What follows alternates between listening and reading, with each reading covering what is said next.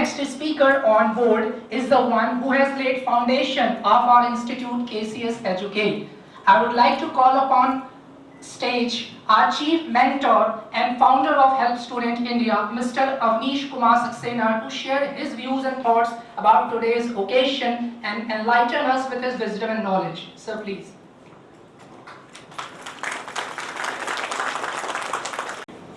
Good afternoon. Good afternoon sir. ये meditation की technique है। कौन मेडिटेशन करता है? सब करते हैं। क्या ये प्रूफ चाहिए? जब ये लेक्चर खत्म हो रहा हो तो मैं आपको दिखाऊंगा 90% लोग इस रूम में बैठे हुए मेडिटेशन कर रहे थे और उनको मेडिटेशन करना आता है। पहले थोड़ा सा मोमेंटम क्रिएट किया जाए, क्योंकि अभी मुझे लग रहा है कि वो एनर्जी फ्लो होना नहीं शुरू, यानी बॉडी को कंट्रोल में करेंगे तो माइंड कंट्रोल में आएगा।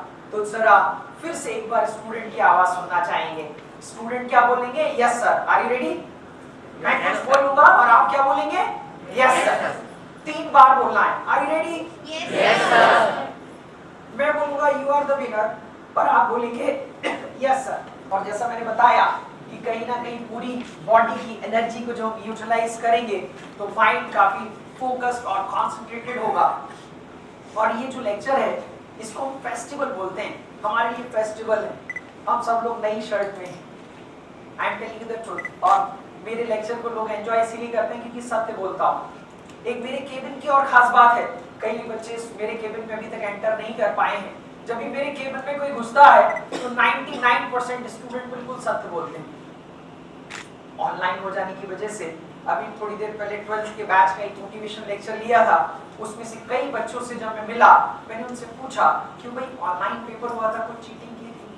तो आई वाज शॉक्ड कि जो टॉपर था, जो अच्छा है पढ़ने में, जो पक्का आईआईटी जाएगा, उसने भी मुझे बताया कि सर 1-2 क्वेश्चन मैंने भी चेक किए। ऑनलाइन में मैक्सिमम लोगों को के जो हार्ड डिस्क है उसमें बहुत सारी करप्ट सॉफ्टवेयर या बोले वायरस फिल्ड कर दी, बहुत सारी चीजें नेगेटिविटी हो गई। यानी इस बार 9th 10th के बच्चों को पढ़ाने के लिए हमें बहुत मेहनत करनी पड़ेगी। क्यों? क्योंकि उन्होंने जो सॉफ्टवेयर डाले हैं उनको इरेज करना पड़ेगा। और आप जानते हैं आसान नहीं है। आपके कंप्यूटर में आप कोई फाइल डिलीट करते हैं तो वो डिलीट नहीं होती, रिसाइकल बिन में जाती है। अगर थोड़ा पता है तो आप डिलीट नहीं कर पाए। फिर अगर आप थोड़े से और ज्यादा जानते हैं कि रिसाइकल बिन में गई तो आप फिर डिलीट करते हैं वहां से। आपको अगर थोड़ा पता है तो अभी भी डिलीट नहीं। यानी जो फॉरेंसिक एक्सपर्ट है वो अभी भी आपके कंप्यूटर से वो डेटा निकाल लेंगे जो आपको लगता है आपने डिलीट कर दी। सो वैसे ही है हमारा दिमाग। छोटी छोटी चीजें जिसे बोलते हैं कर्म, क्या है? जो छोटे छोटे पॉइंट्स आप अपने दिमाग में डाल रहे हैं। इवन अभी यहां बैठे हुए दिखाते हैं आपको, फिर हाई वोल्टेज करेंगे, फिर स्टूडेंट को यस सर बोलने के लिए बोलेंगे। हमने बुलाया आपको 12:25 पे, कुछ पेरेंट आ गए 12 बजे, कुछ एग्जैक्टली 12:25 पे। मैं नोट कर रहा हूं कितने आए, अब कौन आया 12:25। हम सब बिजी हैं, बहुत ज्यादा बिजी हैं। एक सीनियर आईएएस ऑफिसर जिनका बच्चा आईटी में पढ़ रहा है, वो मुझे चाहे तो अपने घर बुला सकते थे, बुलाया नहीं। वो चाहे तो यहाँ के पुलिस स्टेशन में फोन करके बोल सकते हैं कि जाओ केसीएस में एडमिशन फॉर्म ले आओ, फॉर्म एडमिशन लेना है, करा सकते हैं। पावरफुल है, चीफ मिनिस्टर के सेक्रेटरी। ऐसा नहीं किया, टाइम लिया, मेरा टाइम लिया। मैं कोई हाई फाई नहीं हूं, एक simple BTech in mechanical engineering. Time लिया क्यों? क्योंकि उनको अपने बच्चे के अंदर एक सही सॉफ्टवेयर डालना था। 4 साल उनका बच्चा पढ़ा, ऑफिस में आते ही अटेंडेंट भी है तो भी good morning sir, good morning भैया, काउंसलर गुड मॉर्निंग मैम। छोटी छोटी चीज जो आप कर रहे हैं तो उस बच्चे के अंदर क्या आ रहा है? धैर्य, पेशेंस। जब वो क्वेश्चन सॉल्व कर रहा है तो क्वेश्चन को भी बोलता है good morning question, how are you fine. ध्यान से पढ़ रहा है। जब एक सॉल्यूशन ले आता है तो फिर क्वेश्चन को बोलता है thank you for the answer. छोटे छोटे काम हम जो कर रहे हैं वो हमारे और हमारे बच्चे दोनों के सॉफ्टवेयर में जा रहे हैं और वही क्या बना रहे हैं? लक। कभी कभी ऐसा होता है ना आपके साथ किसी टाइम में कुछ हमारे दोस्त के साथ अच्छा नहीं हुआ और मेरे साथ हो गया, बोलते हैं मेरे आई एम लकी। वो आप लकी नहीं है, जो आप पीछे से आपने छोटे छोटे सॉफ्टवेयर डालते हुए चले आ रहे थे और किसी मोमेंट पे आपने कम मेहनत की फिर भी कुछ मिल गया, इट डजंट मीन कि आपने मेहनत नहीं की। पीछे से जो सॉफ्टवेयर था वही अब जाके क्या बन गया, लक। तो आज के इस लेक्चर में हम क्या करने जा रहे हैं? We are going to discuss what are the ingredients which are required to get the success, and the second part in which Ojasvi Saxena sir will tell you what we are going to do in KCS during your studies. तो थोड़ा सा मुझे good afternoon की आवाज धीरे सुनाई दी थी, तो उसको थोड़ी तेज कर लेते हैं। मैं बोलूंगा यू आर द विनर और आप क्या बोलेंगे, यस सर। तेज आवाज आनी चाहिए स्टूडेंट से, पूरा हॉल में ऐसा फील होना चाहिए कि सिर्फ आप ही बैठे। यू आर द विनर, पीछे से नहीं आ रही, लगता है कि बस टाइम पास के लिए एडमिशन लिया है। You are the winner, you are the winner. जब आप क्लास में आएंगे तो ये हमने रूल बनाया है, आप क्लास में आते ही खड़े रहेंगे जब टीचर आएगा, ये हम सिखाते हैं, आप ट्रेन भी करते हैं, डिसिप्लिन भी बनाते हैं, क्योंकि हमें पता है, आपने कई मूवी देखी होगी, वो कराटे सिखाने जाता है गुरुजी के पास, गुरुजी कहते बेटा कुएं से पानी निकाल पहले महीने भर, और वो सोचता है हम आए थे गुरुजी के पास कराटे सीखने, ये पानी निकालने के लिए क्यों कह रहे हैं? क्योंकि आपके मसल्स को मजबूत बनाने के लिए उनको चाहिए ऐसी। तो जब आप आएंगे हमारे पास क्लास में, in every lecture we are going to say like this, you are the winner, और आप क्या बोलेंगे, यस सर। सबसे ज्यादा जरूरी है जागृत रहना। आपको आज मैं एक काम दूंगा, आपको ही नहीं आपके पेरेंट्स को भी दूंगा। क्यों दूंगा उसके बारे में भी बताऊंगा। क्या काम दूंगा कि डेली मिनिमम 10 मिनट्स खाली बैठना है, ना मोबाइल होना चाहिए, ना टेलीविजन होना चाहिए, ना हमारे पास में कोई रिलेटिव होना चाहिए, 10 मिनट सिर्फ खाली बैठना है। 10 मिनट खाली बैठ के देखो। मैं तो चैलेंज कर रहा हूं आपको, आप 5 मिनट आंख बंद करके, बच्चों को भी पेरेंट्स को भी 5 मिनट आंख बंद करके बोलो you are the winner, you are the winner. अगर आपने 5 मिनट बोल लिया, यानी आप दुनिया के सबसे सक्सेसफुल और happiest person on this earth हो जाए। इतना ज्यादा मोबाइल ने आपके माइंड को करप्ट कर दिया है। पेरेंट्स से बात कर रहा हूं, और आप एक्सपेक्ट कर रहे हैं कि हमारा बच्चा पढ़ेगा कैसे, और स्पेशली 2 साल में आपने बेस्ट किया, best laptop, best mobile phone, सब कुछ उनको अवेलेबल कराया, आपको डाउन द लाइन पता ही नहीं चला कि कब चीजें बहुत ज्यादा बिगड़ गई। वी वर डिस्कसिंग आपके आज के इस लेक्चर और कल के क्लास शुरू होने में, 10th वालों की कल से क्लास शुरू होगी, 9th वालों की नेक्स्ट वीक से होगी। वो क्लास होने से पहले we were discussing in the meeting, it is not going to be easy year for teaching at least. We have to change the software of the parents, we have to change the software of the students. ये हमें करना पड़ेगा। क्या इतना फर्क पड़ता है software से? तो जैसा जो लोग मुझे जानते हैं, कुछ बच्चे यहाँ 8th से पढ़ रहे हैं, कुछ पेरेंट्स के बच्चे यहाँ पहले भी पढ़ चुके हैं। मैं कुछ पोएम्स लिखता हूँ, कविताएं लिखता हूँ, कुछ स्टोरीज की बात करता हूं और लाइव डिस्कशन करता हूं जो हमारे पेरेंट्स, हमारे और स्टूडेंट के बीच में हो चुका है। वो सारा कुछ शेयर करेंगे और धीरे धीरे फिर इस बात को करेंगे कि कैसे पेरेंट्स का कंट्रीब्यूशन कितना ज्यादा है हमारे और स्टूडेंट के आपस में मिल के पढ़ना और उसके सक्सेस में। ये भी बात करेंगे कि सक्सेस है क्या। बहुत सिंपल शब्दों में, अगर आप इस लेक्चर में खो गए तो सक्सेसफुल है। अगर मैं इस लेक्चर के बाद खूब एंजॉय, यानी मेरी को एक पॉजिटिव फीलिंग आ रही है, आई एम सक्सेसफुल।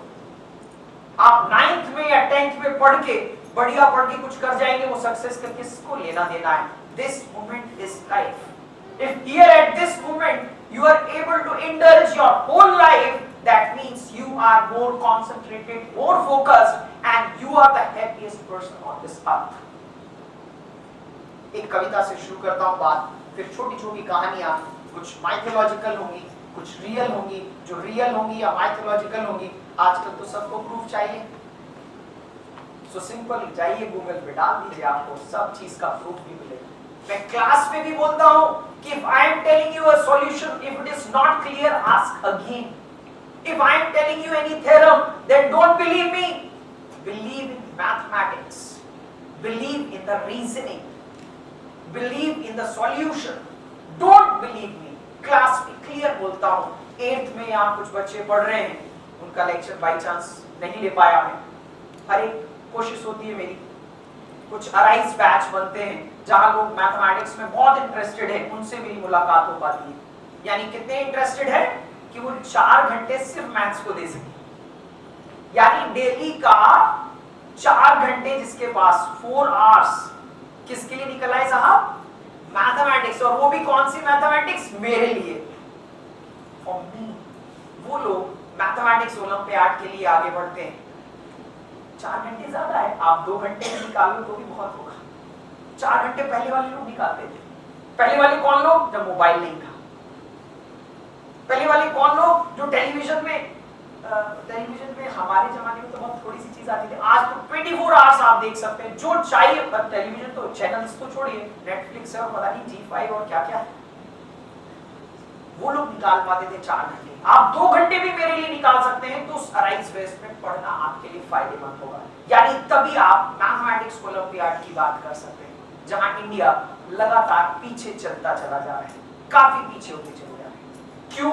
क्योंकि कंसंट्रेशन और फोकस नहीं बन रहा है। क्यों? सिंक्रोनाइजेशन नहीं हो रहा है हमारे, आपके और पेरेंट्स के बीच में। कैसे? आता हूं कविता पे, 1-2 पेरेंट्स के बारे में भी डिस्कस कर लेता हूं। किसी का नाम नहीं बताऊंगा क्योंकि कई सारे सीक्रेट्स कई बच्चों के, कई पेरेंट्स के मेरे पास रहते हैं, वो नाम कभी शेयर नहीं होगा पूरी लाइफ। इवन मैं अपने साथियों से अपने घर में भी कभी शेयर नहीं करता। एक पेरेंट आए मेरे पास, बुलाया, इनफेक्ट आए। पहले आपको बता दूं, इस कहानी से पीटीएम नहीं होती यहाँ पे। आप हर दिन आइए मिलने, फोन करिए, टाइम फिक्स करिए, मिलिए, आपकी जिम्मेदारी है। Don't wait when I am going to call you, why should I call you? It is your responsibility. हमारा बच्चा है, हम लाए हैं उसको जीवन में, हमारी जिम्मेदारी है। कम से कम 12th तक, 12th के बाद मैं खुद बच्चों को स्वतंत्र करने के लिए पेरेंट्स को बोलता हूँ, let them think, let them enjoy. College में है, अपने ठीक कॉलेज तक पहुंचा दिया, अब एंजॉय करने दो, they will decide what they want to do. एक पेरेंट आए मेरे पास, दोनों फेमस डॉक्टर, बुलाया, इनफेक्ट मैंने बताया, आई नहीं। उनका बच्चा पढ़ने में बहुत अच्छा था, बट वो सीरियसली पढ़ ही नहीं रहा था। तो मैंने सोचा ये बच्चा तो आईआईटी जा सकता है, टॉप आईआईटी में जा सकता है, तो क्यों ना इनके पेरेंट्स को बुला के समझाएं। पेरेंट्स को बुलाया, अभी उनको समझाना ही शुरू किया था, पता नहीं क्या हुआ, वो खड़ गए। उसके फादर बोले, अरे सर क्या जान लीजिए बच्चे की, क्या बोले, कितना बोले, आप तो बोलते हैं ये पढ़ने दो, वो पढ़ने दो, अब इससे ज्यादा क्या कर सकते हैं? हम नहीं पढ़ रहा है तो हम क्या करें, हम लोग खुद बिजी हैं। अच्छी कोचिंग में एडमिशन करा दिया, अच्छे स्कूल में एडमिशन करा दिया। मैं थोड़ा कूल टाइप हूं, ऐसे पेरेंट्स से पंगा नहीं लेता बिल्कुल भी। आराम से उनसे समझाया, मैंने कहा कोई बात नहीं सर, आपका बच्चा अच्छा है, जीवन में अच्छा करेगा, नमस्ते। 5 साल के बाद, 4.5 साल के बाद, आफ्टर 4.5 ईयर, वही बच्चा मेरे पास आया। अभी 2021 के लास्ट में, ये बात है 2017। बोला सर, सबसे पहले आते ही बोला सॉरी सर। मैंने कहा बेटा 4.5 साल लगे आपको आने? बोला सर जो आपकी बातें मोटिवेशनल लेक्चर में सुनी थी, क्लासेस में सुनी थी, वो इम्प्लीमेंट कर पाए तो सोचा आप सर को जाके थैंक यू बोल देते। 4.5 साल बाद वो सॉरी बोलने आया कि जैसे मेरे मदर फादर ने आपसे बात की थी उसके लिए सॉरी, हम आईआईटी नहीं पहुंच पाए, हमने मणिपाल से बीटेक किया, 3rd ईयर में जाके आपकी बात याद आई, सेल्फ स्टडी। 3rd ईयर में जाके याद आया थिंक, 3rd ईयर में जाके याद आया खाली बैठना है, 3rd ईयर में जाके हमने सोचना शुरू किया, और फिर जब हमने सेल्फ स्टडी करना शुरू किया तो 4th ईयर में टॉप कंपनी में 3 lakhs पर मंथ का पैकेज मिल गया, यानी 36 lakhs पर एनम। पैकेज की बात बताने नहीं आया सर, पैकेज से बड़ी बात बताने आया। आप कहते थे कि अगर इंजॉय होने लगे तो फिर और डेप्थ में जाओ। सर 6 महीने मैंने जॉब करके जॉब छोड़ दी और अब मैं यूएसए एमटेक करने के लिए जा रहा हूँ। So sir thank you very much, जो आपने वहां समझाया, भले ही देर में आया लेकिन दुरुस्त आया। यानी आज जो इस लेक्चर में बात हो रही है, ये आपके सॉफ्टवेयर, ये आपके कंप्यूटर में सॉफ्टवेयर जाएगा ही जाएगा, कोई नहीं रोक सकता। आपकी छोटी छोटी घटना आपके कंप्यूटर में जाएगी ही जाएगी।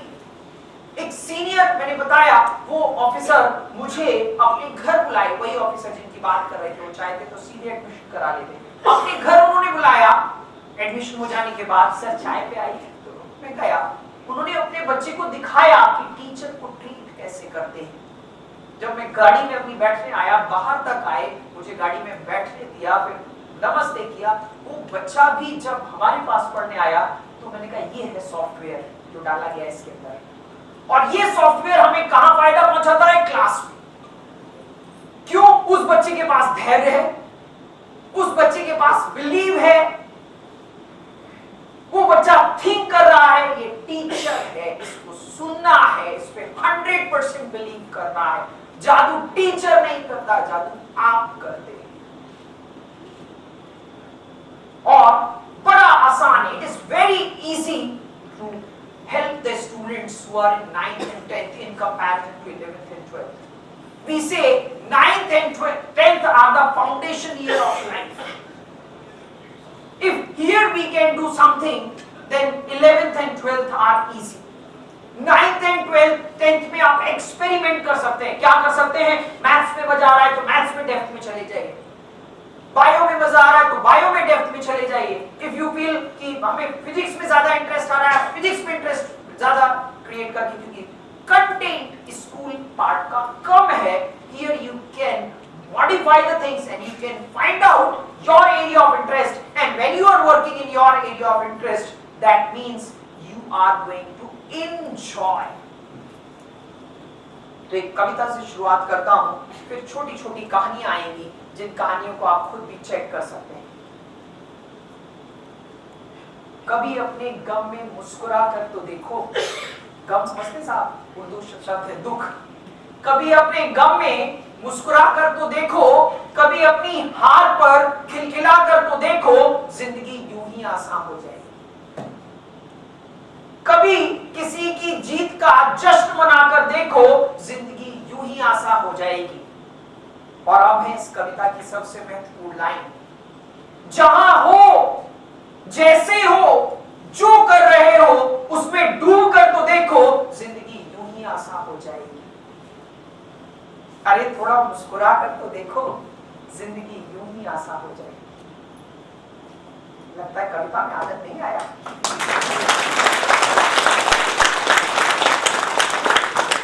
खोना पड़ता है, अपने को डुबो देना पड़ता है, तो मजा क्या रिजल्ट में आएगा? नहीं, मजा तो अभी आएगा, मजा तो इस लेक्चर में आएगा, मजा तो जब हम मैथ्स के लेक्चर को सुन रहे होंगे वहां आएगा। रिजल्ट की किसको परवाह है? This is the difference between a topper student, a student who is performing better in comparison to other student. That's it. मेरे पास 5 स्टूडेंट आएंगे, सबके हार्ड डिस्क सेम है, सिर्फ किसमें डिफरेंस है? RAM. RAM, it's a very good thing and very favorable thing. You can say fortunate thing for the human being. RAM you can change. Dog cannot change its RAM, but you can change your RAM. और ऐसा हम आपको दिखाएंगे, बताएंगे, इस पूरी stories में दिखाएंगे जो आज की स्टोरीज आएंगी, कि आपकी पावर क्या है, आप क्या कर सकते हो, क्या लिमिट है आपकी, और लिमिट को बोलेंगे अनलिमिटेड है आप। मेरा मैसेज शुरुआत से क्लियर है। सबसे पहले पेरेंट्स को एक मैसेज दिया, फिर अब स्टूडेंट्स के लिए आने वाला है। पेरेंट्स को मैसेज क्लियर है, please meet with the teacher at least in a month, if it is possible fortnightly, if it is possible whenever you find student is not performing well, quickly come and meet.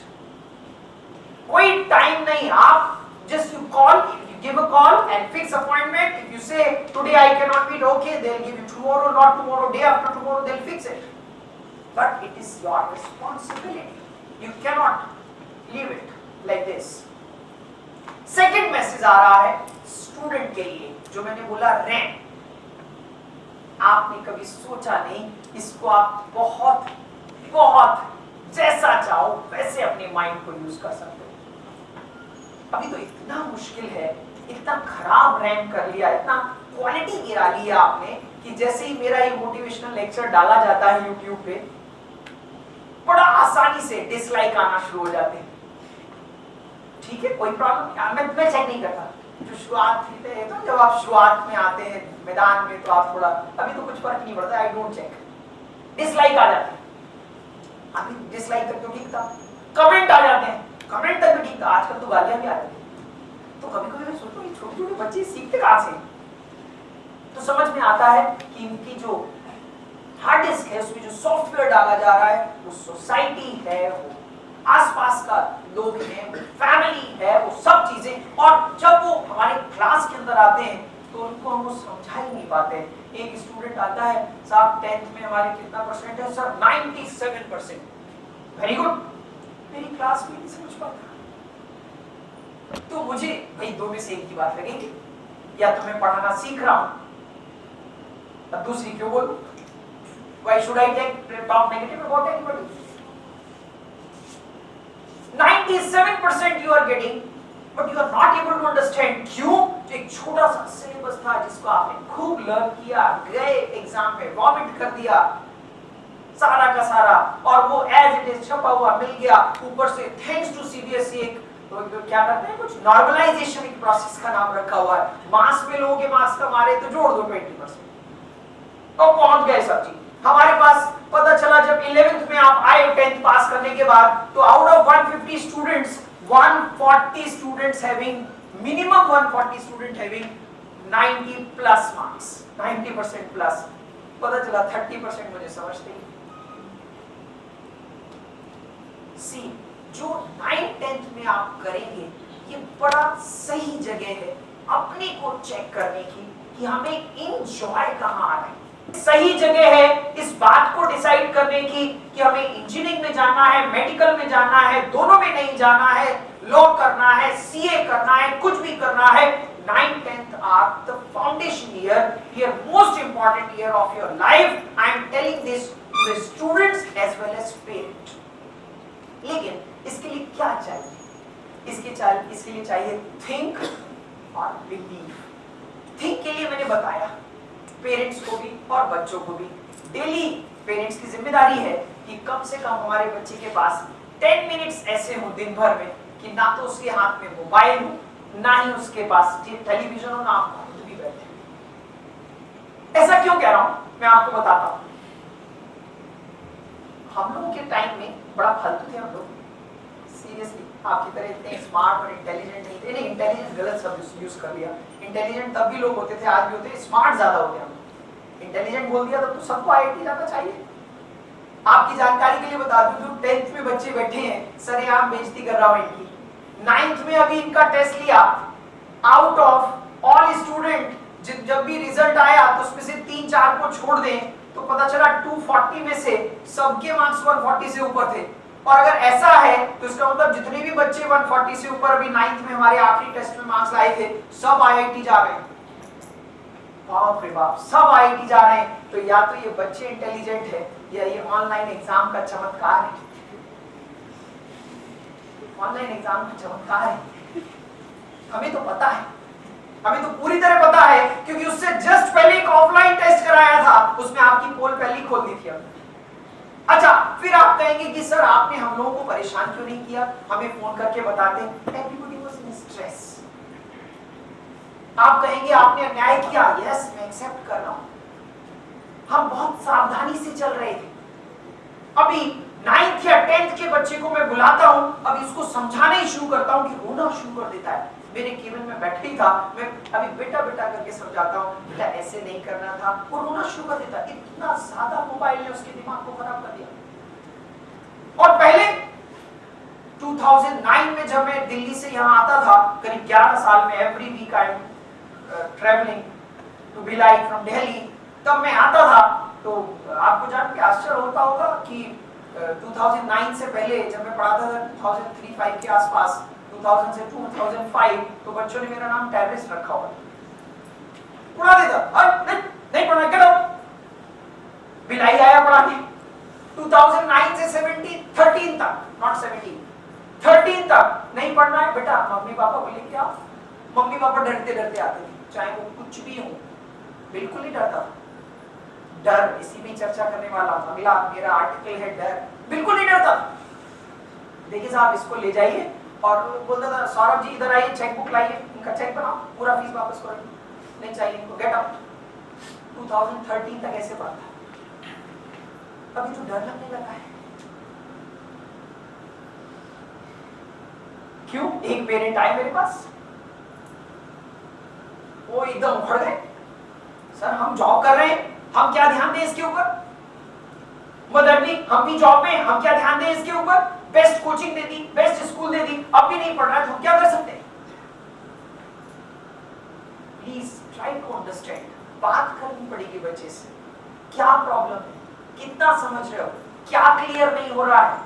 जैसे ही lecture हुआ, अगर आपके समझ में नहीं आया, अगले lecture से पहले टीचर से मिलो, उससे पहले अपने दोस्तों से मिलो, बात करो, पूछो कि भाई ये चीज कैसे है, तब लेक्चर अगला अटेंड। अगर एक हो गया, दो हो गए, तीन चार लेक्चर हो गए, पाइल अप हो गया, then it is not easy to cover up. और फिर क्या शुरू होगा? टेंशन शुरू होगा। अगर आप पढ़ना चाह रहे थे सीरियसली, मुझे तो वो अच्छे लगते हैं। कल ही एक पेरेंट आए थे, उनका भी कहानी सुनाई देता हूं, लगे बड़ा अच्छा लगा मुझे, वो भी खुश होके गए मेरे केबिन से और मैं भी खुश हो गया। पेरेंट्स दोनों थे। वो बच्चा आया, 9th से पढ़ रहा था साहब हमारे पास, अभी 12th है और उसको जेई का एग्जाम देना है। मैं अभी कुछ पूछना ही शुरू हुआ था, मदर बोली सर इसको बस आप ट्रिक बता दीजिए कैसे, फाइनल एग्जाम है अब जेई मेन का, कोई आइडिया दीजिए जिससे फटाफट सिलेक्ट हो जाए इस बार। मैंने कहा बैठ। मैंने बच्चे से पूछा बेटा आपने कुछ पढ़ाई की? अभी 11th 12th ऑनलाइन था। नहीं सर सिर्फ एनसीईआरटी पढ़ी। नहीं मतलब फिर बीच में बोल पड़ी। अरे नहीं सर उसने थोड़ा पढ़ा है, आप बताइए एक महीने में भी क्या कर सकते हैं? एक महीने बाद पेपर। अभी आपने सुना होगा 21 अप्रैल 24 अप्रैल इस डेट्स आएंगी कि अभी आप बता दीजिए कि अभी क्या कर सकते हैं जिससे एकदम से ये सेलेक्ट हो जाए। मैंने फिर बच्चे से पूछा, मैंने बेटा कुछ जेईई के लिए पढ़ा? हमारी क्लासेस में क्या कर रहे थे ऑनलाइन? बच्चा मेरे केबिन में आके पता नहीं क्यों सत्य बोलता है, चाहे पेरेंट्स बैठे हो नहीं बैठे हो, बेचारा सत्य बोलता है। बोला सर जब आप ऑनलाइन क्लास लेते थे तो हम कुछ और वीडियो देखते रहते थे। बेटा मैंने कहा टेस्ट में तो अच्छे मार्क्स ला रहे थे। सर वो चीटिंग नहीं थी ना। मदर अभी भी सपोर्ट में। अरे नहीं सर वो थोड़ा हो जाता है, बच्चे हैं। मदर एक बताऊंगा नहीं क्या है, वो भी जॉब में है, बहुत एकेडमिक वाले में, इसलिए नहीं बताऊंगा कि किसी की नाम लेके या किसी की स्टोरी आउट नहीं करता, लेकिन सत्य आपके साथ शेयर करना जरूरी है क्योंकि आपसे नहीं ऐसी गलती ना हो। और लेकिन इसमें मैं इस स्टोरी में जीरो गलती मान रहा हूं। क्यों? अंत में मैं भी खुश था, पेरेंट्स भी खुश थे। क्यों? मदर ने बोला अरे सर ठीक है ना, इधर ही किसी प्राइवेट इंजीनियरिंग कॉलेज में करा लीजिए ना। जब मदर ने जैसे ये लाइन बोली तो मैं बिल्कुल पॉजिटिव हो गया। अब मैंने क्लियर बोला, मैंने कहा बेटा जेई क्लियर नहीं होगा, मेरे पास कोई शॉर्ट टर्म फॉर्मूला नहीं है कि एक महीने में मैं चमत्कार कर दूं। अब आप एक काम करो, यहाँ का ये लोकल एग्जाम होना है, इसकी तैयारी करो, ये पेपर आसान होता है, बहुत कम लोग बैठते हैं, पूरे स्टेट के लोग भी नहीं बैठते हैं, आराम से कॉलेज मिल जाएगा और एंजॉय द लाइफ। क्योंकि पेरेंट्स जब रिलैक्स है, बच्चा जब रिलैक्स है तो व्हाई शुड आई। और मैं सबको यही सूचना देता हूँ, सबको यही बात बताता हूँ, जीवन की सबसे गंदी बात है रिग्रेट करना। इसीलिए मैं मानता हूं कि कल जो पेरेंट और बच्चा मिलके गया वो they are the happiest person. क्यों? वो रिग्रेट नहीं कर रहे। भाई आपने नहीं पढ़ा, रिजल्ट की बात क्यों करते भाई? When you are not studying, when you are not devoting the time, when you are not thinking, when you are not believing in your teacher, then why are you talking about the result? Every parent, result क्या आया, number क्या आया, rank क्या आया, and you are not talking rest of the year. You are not discussing. बेटा stress है, तुरंत दौड़ के टीचर से मिलो, नहीं स्ट्रेस आने देंगे, एक भी दिन स्ट्रेस नहीं चाहिए, not a single day. Quickly meet with the teacher. नहीं समझ में आ रहा है, immediately कोचिंग छोड़िए. If your son or daughter is not performing well in school, then what is the meaning of doing classes for competitive exam? There is no meaning of it. उससे क्या हो रहा है? उससे लगातार हमारे बच्चे का सॉफ्टवेयर गड़बड़ हो रहा है, उसके अंदर डर भर रहा है। तो वो क्या करा उसने ऑनलाइन में? डर को भगाने का एक अच्छा तरीका निकाला, चीटिंग। अब पेरेंट्स भी बड़ा खुश और बच्चे भी बड़ा खुश जी। मुझे बड़ा मतलब ये पूरे अभी ये 2 साल में मैं बहुत डरा सहमा था, आपको बताऊं। एक बार हमारी मीटिंग हुई, हमारी मीटिंग में कहा कि चलो पेरेंट्स से बात कर लो। मैंने कहा बड़ा रिस्की है भाई, इस समय फोन लगाना। मैं बड़ा एकदम ट्रांसपेरेंट बात करता हूँ। मैंने कहा पेरेंट से बात करने की बजाय एक काम करो, बच्चे से ही बात कर लो। क्यों? वो भी स्ट्रेस में है, बच्चा भी स्ट्रेस में है, और बच्चा हमें कम से कम सत्य बता रहा है। पेरेंट तो उल्टा आके बोले, एक पेरेंट आके बोले इसी बीच में मिलेगी, अरे सर रात 2 बजे तक पढ़ता रहता, आप कैसे कह रहे नहीं पढ़ रहा? लेकिन उसी समय उस बच्चे ने सत्य मेरे सामने जाहिर कर दिया कि सर नहीं, हम मूवी देख रहे हैं। ऑनलाइन अगर एक आप सबके लिए पहली महत्वपूर्ण सूचना आ रही है, नोट करिए। अगर ऑनलाइन हम करते रहे तो ये सिर्फ 10% बच्चों के लिए फायदेमंद है। 30% बच्चों का नुकसान नहीं हो रहा है ऑनलाइन पढ़ने में। 10% वो जिनको ऑनलाइन पढ़ाइए, ऑफलाइन पढ़ाइए, मत पढ़ाइए, वो कर लेंगे। मेरे पास ऐसे स्टूडेंट हैं जो कंटिन्यूअसली पढ़ रहे हैं, उनको उल्टा बोलना पड़ता है, बेटा बस करो, थोड़ा खेल लो। आते एक आध पेरेंट कि सर इसको समझाओ, थोड़ा सो ले, थोड़ा 5-6 घंटे तो नींद करे, थोड़ा खेलने जाया करे, वो भी करना पड़ता है। ऐसे भी पेरेंट्स हैं। उन बच्चों का कोई नुकसान नहीं हुआ ऑनलाइन। और 20% और हैं जिनका बिल्कुल नुकसान नहीं हुआ। कौन से 20% जो कहते हैं मुझे पढ़ाओ तो जाने, उनका तब भी कुछ नुकसान नहीं हुआ, इस बार भी कोई नुकसान नहीं हुआ। नुकसान किसका हुआ? 70% जो इस हॉल में आज के मोटिवेशनल लेक्चर से मोटिवेट होकर आज ही से जुड़ जाएंगे, उन 70% का नुकसान हो गया। जिनको थोड़ा सा स्पार्क चाहिए, जिनको थोड़ा सा पुश चाहिए, जिनको थोड़ी सी मेरी डांट चाहिए, जिनको मेरा थोड़ा सा मोटिवेशन चाहिए, and they can do the miracle. We are basically for those 70% students. In fact उन 20% के लिए भी है, ऐसा नहीं, उन 20% के लिए भी है। कई एक बार दिल्ली में मैं पढ़ा रहा था, एक बच्चे को बुलाया, बुरी तरह धमकाया, गेट आउट, तुम जीवन में कुछ नहीं कर सकते हो। बात है 2001 की। 4 साल बाद आया, पैर छुए, मैंने कहा भाई कैसे? पहले तो उसको खुशी मिली, सर हमको याद भी है, हम ही थे इनको हकाया। मैंने कहा वही तो जिसको हका के बुलाया था। पैर छुए, बोला sir IIT Mumbai pass out है। मैंने बेटा ये चमत्कार कहां से हो गया? सर वो जो आप दुत्कारी थे ना, पूरा क्लास में बेइज्जत किए थे, अभी नहीं कर सकते, अभी नहीं करते हम। At this time, my level is also different. I am also trying to match with the modern students and modern teachers. With the time, I am also changing, and it is required to change. क्यों? क्योंकि emotional बहुत ज्यादा, बहुत week हो रहे हैं students दिमाग से, उनको जरा सा समझाना बड़ा खतरनाक हो जाता है। तो वी आर ऑल्सो प्लानिंग कि कैसे समझाएं, कैसे मोटिवेट करें। माय डियर स्टूडेंट, अब बात आती डर।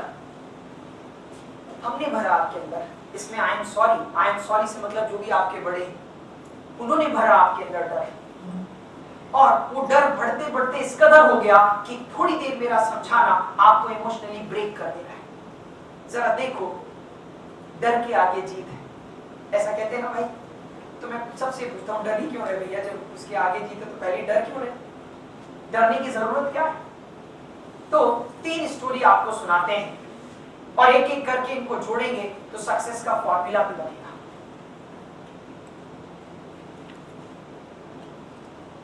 डेंजरस दिव्यांशु घंतरा, पहली स्टोरी इनके नाम पे है। दूसरा माइटी मानसी जोशी, और तीसरी story super Sanjay Upreti. 3 character हैं, अलग अलग स्टोरीज, और इन्होंने क्या सीखा कि डर कुछ होता ही नहीं। और वही चाहिए मुझे स्टूडेंट्स के अंदर कि there is no fear, it is just created by your mind.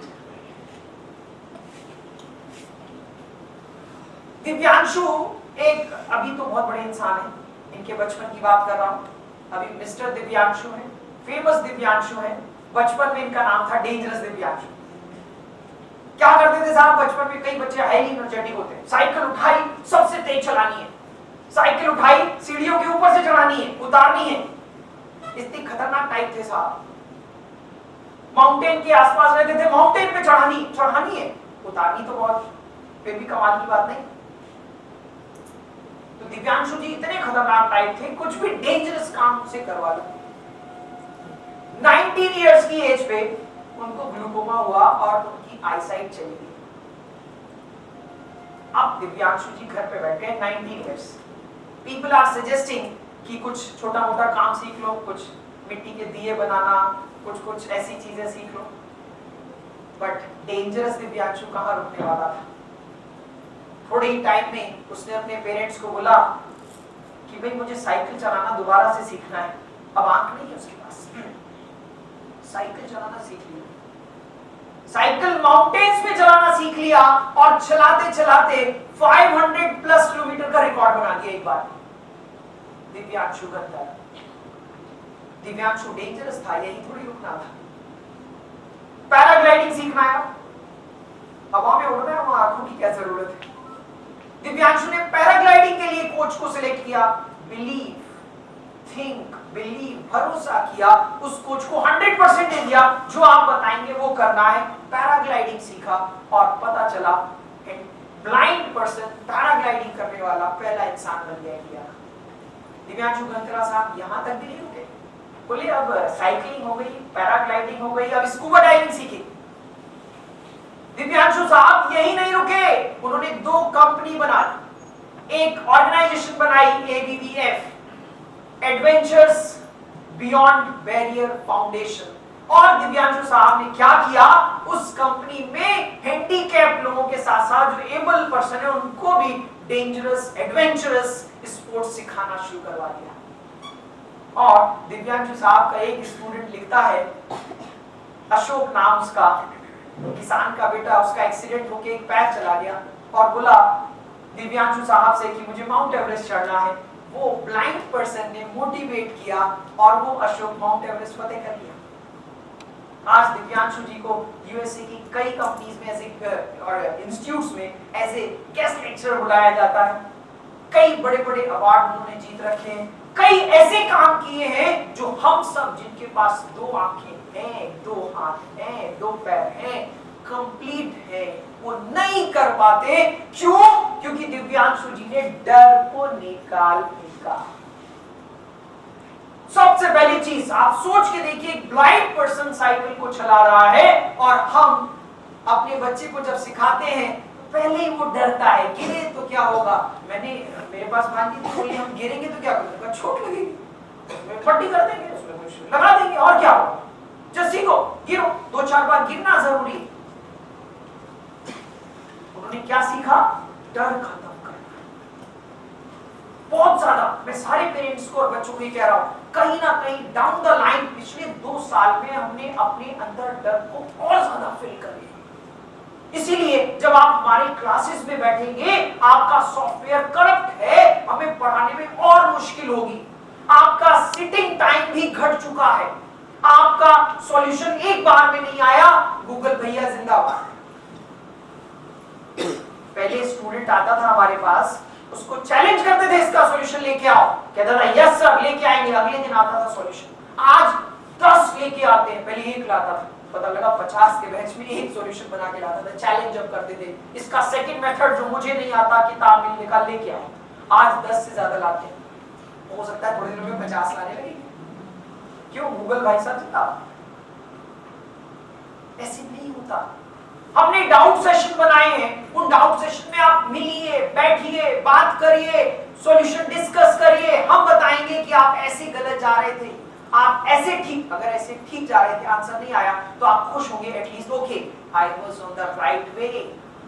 अगर आप गलत जा रहे थे तो आपको एहसास होगा ओ रास्ता ठीक नहीं था, ये सर ने ट्रिक बताई है। हम सॉल्यूशन नहीं बताएंगे, ट्रिक बताएंगे, आपको थोड़ा सा आइडिया दिया, आपने उसको अप्लाई किया और पहुंच गए सॉल्यूशन पे।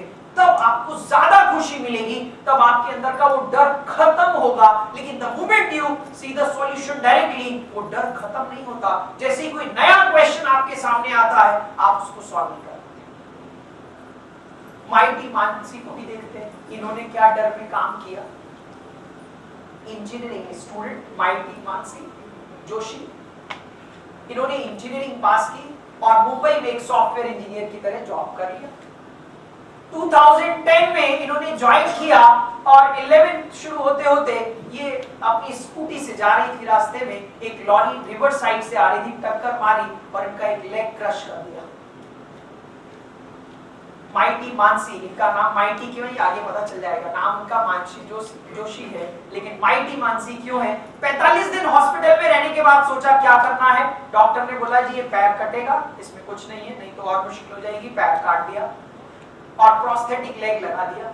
मानसी घर पहुंची, उसके बाद ऑप्शन था घर बैठ जाओ, लेकिन माइटी थी, बोली नहीं, तो 4-10 दिन में चलना सीख लिया, जॉब पे वापस पहुंच गई। बोली अब तो पैर गया है, ज्यादा वापस चाहिए, कम में नहीं मानेंगे, जॉब तो पहले भी था। तो माइटी मानसी जो ठहरी, बैडमिंटन खेलती थी स्कूल और कॉलेज में, कहां बैडमिंटन खेली, बैडमिंटन खेलना शुरू किया अपनी ऑर्गेनाइजेशन में जहां सॉफ्टवेयर इंजीनियरिंग का जॉब कर रही थी, सॉफ्टवेयर का इंजीनियर का, वहां बैडमिंटन जीतना शुरू कर दिया। किसी ने सजेस्ट किया पैरा ओलंपिक होते हैं, इंडियन नेशनल टीम होती है, why not you try for that. Mighty थी तो उसको कहां रुकना था, उसने कहा जी जाके ट्रायल दे देते हैं। पुलिला गोपी चंद साहब ने उसको पकड़ लिया, ये तो ठीक ही दिख रही है, उसको सिखाना शुरू कर दिया। आज mighty Mansi world number 1 player है, पैरा जो प्लेयर्स होते हैं उनमें, उनके बीच में जो नंबर 1 है, उसको टाइम मैगजीन ने 2020 में बोला न्यू जनरेशन लीडर। बीबीसी ने टॉप 500 पीपल में उसका नाम डाला, टॉप इंडियन स्पोर्ट्स पर्सन में पीवी सिंधु के साथ उसका नाम है। बारबी गर्ल ने गर्ल बना दी, गर्ल डॉल उसके नाम पे बना दी। यानी इमेजिन एक इंसान की आंख चली गई तो वो डर नहीं बंद कर दिया, एक इंसान का पैर चला गया तो उसने डर नहीं बंद कर दिया और उसने बोला चैलेंज अब तो बड़ा चाहिए, छोटे में क्यों मानिए, आपके पास सब है। तो गड़बड़ कहां है? दिमाग की गड़बड़ है। एक पेरेंट आए, अभी तीसरी स्टोरी आएगी सुपर संजय उप्रेती की, पेरेंट बार बार मैं बीच में ले आता हूं क्योंकि मुझे पेरेंट का बहुत सपोर्ट चाहिए, इसीलिए अगर कोई गुस्सा होता है पेरेंट तो हो जाए। हाँ ये स्टोरी इसीलिए आप गुस्सा होते ही कम से कम मेरे पास आ जाओ और मैं गुस्सा नहीं हूंगा, आप चिंता मत करिए। तो नेट पे आप गाली वगैरह कुछ लिखते रहते, कोई प्रॉब्लम नहीं, थैंक यू वेरी मच, हमने ली नहीं। तो इसीलिए ये पेरेंट की बात इसलिए मैं शेयर करता हूं क्योंकि ये जरूरी है। एक पेरेंट आए, उनकी बच्ची भी सॉरी आके बोली 2-3 साल बाद, बच्चे हमारे साथ जुड़े हुए, वो आके सॉरी बोलेंगे 3, 4, 5, 6 साल बाद आके जरूर बोलते, ये फिक्स है, ये मेरे साथ होता है। वो पेरेंट भी साहब दोनों जॉब करते थे, मैंने बच्ची को बताना शुरू किया, बच्ची ठीक थी, बढ़िया थी, आसानी से उसको आईटी जाना चाहिए, जा नहीं पाई वो अलग बात। मैंने उसको बताया बेटा 5:30 बजे उठो, सबसे पहले क्या करो, उठते ही या तो साइकिल उठाओ, साइकिलिंग करो, और या फिर पार्क में जाओ, 10 मिनट फास्ट रनिंग करना, और 10 मिनट रनिंग करने के बाद क्या होता है कि आप कि एक ही चीज पे कंसंट्रेशन रह जाती है कि सांस कितनी तेजी से अंदर लें और कितनी तेजी से छोड़ें, यानी आपकी 1000 ऑफ थॉट सिंगल थॉट में उस समय कन्वर्ट होती है। तो आप 10 मिनट फास्ट रनिंग करने के बाद 10 मिनट पार्क पे बैठना और आंख बंद करके क्या देखना, आईआईटी, फिर उसके बाद घर आना, फिर नाश्ता करना। मैं उसका टाइम टेबल ही बना रहा था, मैंने पूरा खत्म ही किया था, तो उसके तुरंत उसके पेरेंट बोल पड़े, अरे सर आप तो मेरे बच्चे को मैकेनिकल बना दे रहे हैं, अरे ये क्या होता है इतने बजे उठना, ये करना है, जब नींद खुले उठो, जब मन करे पढ़ो। तो मैंने कहा सॉरी सर, गलती हो गई। उस बच्ची की आंखों में आंसू आ गए कि कैसे सर को ऐसे बोल दिया। थिंक, आप अपने समय में तो एक रोटी खा के जीवन गुजार दिए, यहां उसको गुलाब जामुन देके कहते हो बेटा मत पढ़ो, अपना 12-15 घंटे पढ़ते थे, अपना इंजीनियरिंग एग्जाम निकालने के लिए दौड़ के पैदल जाते थे, कई किलोमीटर साइकिल चला के जाके आप बड़े ऑफिसर बन गए, और जब उसका नंबर आया तो आप कहते नहीं प्रेशर मत लो। आप क्यों नहीं समझ रहे कि अगर आपका बच्चा स्मार्ट है, उसका टारगेट, अभी बच्चा पेरेंट टेंशन में नहीं है, मैंने देखा बच्चा ज्यादा टेंशन में। कई पेरेंट्स प्रेशर नहीं कर रहे हैं कि आपको आईटी करना है, लेकिन बच्चा अपने दिमाग में इमेज बना के बैठा हुआ है कि नहीं मुझे तो इस डॉक्टर बनना है, इंजीनियर बनना है या लॉ करना है, जबरदस्ती की इमेज बना के बैठा हुआ है। हमें उसको भी तो समझना है, उसको भी तो कंट्रोल में करना है कि नहीं भाई समझो, धीरे धीरे चलते हैं। आपने वो नहीं किया, उसको फ्री हैंड दे दिया, और जैसे ही वो उसको लगा कि हम पीछे रह गए, या हमने जो टारगेट बनाया था या जिस चीज में हम एंजॉय कर रहे थे उस लेवल पे नहीं पहुंचे, फ्रस्ट्रेशन में आ जा रहे हैं। तो हमें उसको भी तो समझना होगा यानी ऐसे नहीं कर सकते हम कि उसको पूरा छोड़ दिया, बेस्ट कोचिंग, बेस्ट टीचर, आप जानो, जब पढ़ना है पढ़ो, जब नहीं पढ़ना है पढ़ो। फिर आप क्यों प्रेशर दे रहे हो, उसको कोचिंग करा रहे हो? सिंपलिसिटी के साथ स्कूल के लिए पढ़ने दो। क्या कोई जाता नहीं? बहुत सारे लोग ग्रेजुएशन में जाते हैं, बहुत सारे लोग पोस्ट ग्रेजुएशन में जाते हैं, बहुत सारे लोग उसके बाद जाते हैं, बहुत सारे लोग 50 साल में भी जाते हैं। भाई एक फेमस कई एक्टर्स है, मोहम्मद ईरानी जी का नाम सुना होगा, काफी साल के बाद फेमस हो गए, तो फेमस तो कभी भी हो सकते हैं। बस एक ही चीज याद रखो, रिग्रेट नहीं करो ना भाई। पहले कुछ करोगे नहीं, फिर बाद में रिग्रेट। जैसे ही आप रिग्रेट करते हैं तो ये जो आपका सॉफ्टवेयर में नेगेटिव चीजें भरी हुई हैं, वो तुरंत रिएक्शन बिगिन कर देती हैं और आपको मुश्किल में डालने लगती है। देखिए साहब, सुपर संजय उप्रेती की कहानी, मतलब आपको जान के आश्चर्य होगा कि एक ही आंख चली गई यानी डेंजरस दिव्यांशु गंधरा, दूसरे का पैर चला गया यानी माइटी मानसी जोशी, और तीसरा सुपर संजय उप्रेती, इनके साथ क्या हुआ? इनको बड़ा शौक था माउंटेन्स कंक्वायर करने का, बनाया कि माउंट एवरेस्ट चढ़ना है और दुनिया की जितनी भी बड़ी पीक्स है सबको कंक्वायर करना है। 37 इयर्स की एज पे इनको चेस्ट पेन हुआ। इन्होंने डॉक्टर को दिखाया, इको वगैरह किया, उन्होंने कहा नहीं जी कुछ गड़बड़ लग रहा है, एंजियोग्राफी हो। एंजियोग्राफी की गई, पता चला 75% ब्लॉकेज। बोला आपको तो स्टंट पड़ेंगे, लेकिन इनकी वाइफ ने बोला, वाइफ मतलब गुरु, गुरु हस्बैंड भी हो सकता है, वाइफ भी हो सकती है, टीचर भी हो सकता है, दादाजी भी हो सकते हैं, मामा जी भी हो सकते हैं। हमारे टाइम में बहुत गुरु थे और we are thankful for our time. गुरु से बीच में याद आया, वो बड़ा भरोसा था हमें। मामा जी आए उधर से घूमने घर पे, बोले इधर आओ, कैसा चल रहा है पढ़ाई? बढ़िया। आजकल मामा जी आते तो ऊपर वाले कमरे में भाग जाता बच्चा। हमारे टाइम में क्या हुआ, मामा जी आए, इधर आओ, कुछ क्लास में पहुंच गए, मामा इसमें पहुंच गए, बताओ भारत का प्रधानमंत्री, भारत का रक्षा मंत्री, भारत का गृह मंत्री, हिंदी माध्यम से थे ना लोग, तो हिंदी में ऐसे पूछते। मामा जी पढ़ा के चले गए, थोड़ी देर में दूर वाले चाचा जी आए, वो भी पढ़ा के चले गए। हमारे जमाने में इतने लोग पढ़ाते थे कि हमें एकदम तैयार रहना पड़ता। वी आर ऑलवेज रेडी, हाँ जी पूछो, पड़ोसी भी नहीं छोड़ते। और धोखे से अगर उनको ज्यादा मार्क्स बता दिए तब तो तगड़ा क्वेश्चन मिलेगा। अच्छा बेटा, हमारे जमाने में एक और समस्या थी, पेपर दे के आए मैथ्स का, बड़े भाई साहब ने पूछा इधर आओ कैसा हुआ? अगर 97 आने वाले हैं तो हम पहले से उनको बताते थे 94, 2-4 कम बताओ। क्यों? क्योंकि अगर गड़बड़ हुए तो ये रिजल्ट पे छोड़ेंगे नहीं। हमारे जमाने में थोड़ा सा फंडामेंटल अलग था, बट ठीक है साहब, वो जमाना था। आज आपके पास टाइम नहीं है, क्यों? क्योंकि आप बिजी हैं मोबाइल। लेकिन सबसे बड़ी चीज आप समझिए कि जो आप मोबाइल है वो आपके दिमाग को करेक्ट कर रहा है। मैं अगली स्टोरी पे जाऊं इससे पहले एक और राय सारे पेरेंट्स को दे दूं और बच्चों को दे दूं। मिलकर बैठ के मीटिंग करो घर पे, गोलमेज सम्मेलन, राउंड टेबल कॉन्फ्रेंस, सारे मोबाइल रखने के पश्चात टीवी स्विच ऑफ करके, कि मोबाइल का यूज घर पे कैसे होगा। और इसकी शुरुआत किसको करनी है? पेरेंट्स को। आते ही अपने मोबाइल को साइलेंट में किया, घर पे एक तरफ रख दिया। अगर आप प्लांट में बहुत बड़े पोजीशन पे नहीं है जिससे प्लांट बंद हो सकता है, आपको तुरंत रिप्लाई करना जरूरी है, उसके लिए भले ही कुछ आप अपना मोबाइल ऑन कर सकते हैं, लेकिन बाकी लोग, आजकल तो सारे प्लांट के एमडी लगते हुए, पहले तो एक ही दो होते थे, आजकल लोग डायरेक्टर्स हैं, शायद 4-5 डायरेक्टर्स और एक उसके ऊपर डायरेक्टर हेड होते हैं इंचार्ज। लेकिन आजकल तो मुझे सारे लोग डायरेक्टर लगते हैं प्लांट के, जैसे बीएसपी आज डूब ही जाएगा। जब मैं 2009 में आता था भिलाई, एकदम सत्य शेयर कर रहा हूं, 2009 में भिलाई आता था, 90% पेरेंट्स आके मुझसे मिलते थे, 90%। And you would be surprised to know, ये 2 साल कोरोना के हटा दे उससे पहले only 10% parents are meeting, only 10%। कहां से मैं सॉल्यूशन दे दूं?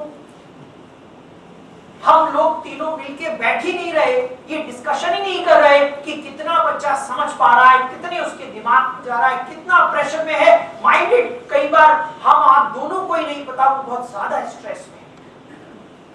आप सोच रहे हैं रात में वो पढ़ाई कर रहा है, पता लगा हो सकता है रात में कुछ गड़बड़ नहीं कर रहा, वो नेगेटिव बैठ के सोच रहा है। हम तीनों को मिलना पड़ेगा, वापस से उसी सीन में आना पड़ेगा। 90% पेरेंट, कई तो मुझे रास्ते में पैदल चलते देख लेते थे, दौड़ के आते आपको यहाँ छोड़ दूं। आजकल तो कोई पैसा नहीं मिलता पेरेंट। क्या बदल गया भाई? सब बिजी हो गए, ज्यादा मोबाइल्स हो गए, हर घर पहले एक दो मोबाइल होते होंगे, अब घर में सबके, अभी तो बहुत जरूरी भी था मोबाइल। हमें बैठ के गोलमेज सम्मेलन करना पड़ेगा घर में, और ये डिसाइड करना पड़ेगा मोबाइल कैसे यूज होगा।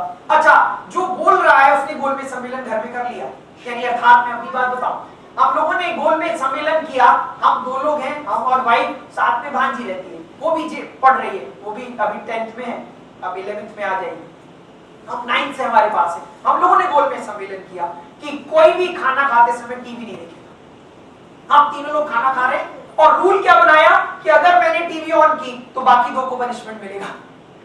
तो इसीलिए अब ज्यादा रिस्ट्रिक्ट हो गया ना रूल, बाकी दो रोकेंगे, भैया टीवी मत देखो, जो कोई ऑन नहीं कर सकता। अरे भाई, जब हम खाना खा रहे हैं, अगर पूरी तरह 100% खाना खाने में लगाएंगे तो हम टेस्ट के साथ खाएंगे, पता चलेगा कि मम्मी ने लौकी की सब्जी बनाई है कि तोरई बनाया है, वरना दोनों ही पता ही, आजकल के बच्चों को तो पता ही नहीं होता तोरई लौकी क्या, दोनों सेम ही तो होते हैं। जब हम उसको धीरे धीरे टेस्ट लेते हुए खाएंगे तो डाइजेस्टिव जूसेस का सीक्रेशन होगा, प्रॉपर डाइजेशन होगा, प्रॉपर न्यूट्रिशन बॉडी को मिलेगा। माइंड बॉडी तो ठीक है, जिम जा जाके ठीक कर लेते लोग आजकल, सुबह उठने की बजाय, रनिंग करने की बजाय, साइकिलिंग करने की बजाय, स्पोर्ट्स लेने की बजाय, जिम इज बेटर आइडिया। तो न्यूट्रिशन मिलेगा, तुम्हारा माइंड बेटर बनेगा, तो हम कुछ बढ़िया कर पाएंगे, बढ़िया सोच पाएंगे। इसीलिए जरूरत है गुरु की, यानी पेरेंट्स को गुरु बनना पड़ेगा। जो पहले 100% गुरु होते थे पेरेंट, हमारे सबसे पहले गुरु होते थे मदर फादर। को टाइम देना पड़ेगा, कितने भी जॉब पे हो आपको टाइम देना पड़ेगा, बच्चे के साथ डेली बैठना है। वो सीनियर आईएएस ऑफिसर, जिनकी मैं नाम नहीं ले रहा हूं, मैं नाम किसी का नहीं लेता, पहले ही बताया, वो घर पे आके, बच्चे ने भी बताया और उन्होंने खुद भी बताया कि साहब हमने इसको परम्यूटेशन कॉम्बिनेशन पढ़ा दिया।